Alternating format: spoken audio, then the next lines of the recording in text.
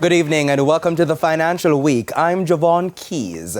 Now, expectations are high for JAMALCO to return to full capacity by year end. That revelation from Managing Director Austin Mooney. Now, Mr. Mooney was speaking at a welcome reception this week by managing partner Century Aluminum.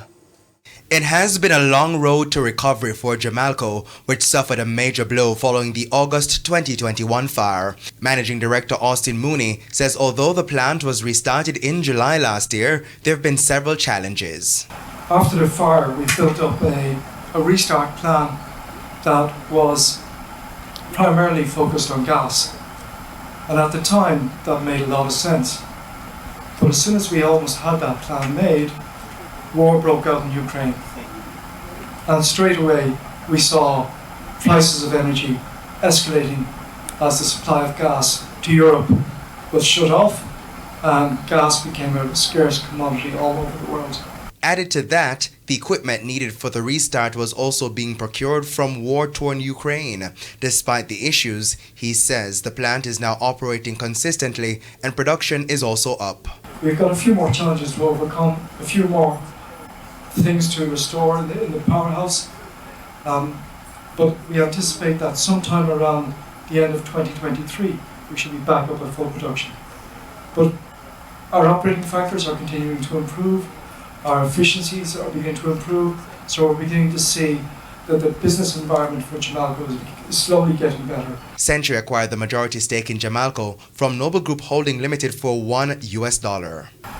We think this transaction is a very strategical fit for Century Aluminum to expand upstream and by doing that ensuring constant supply of high quality alumina to our smelters.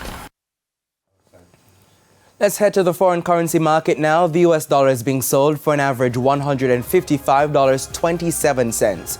$115.20 is the going rate for the Canadian dollar. The average cost of the pound is $194.34, while it's costing an average $169.90 for the euro.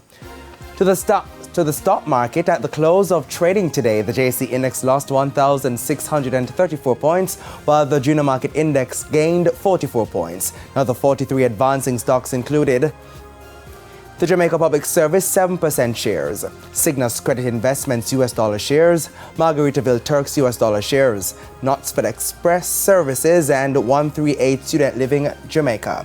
Now, the 46 decliners were led by Cygnus Real Estate Finance US dollar shares. Cygnus Real Estate Finance Jamaican dollar shares was second, JMB Group 7.5% shares, Productive Business Solutions 10.5% perpetual cumulative redeemable preference shares, and the JMB Group 6% US dollar shares. And that's it for the Financial Week. I'm Javon Keys. Good evening.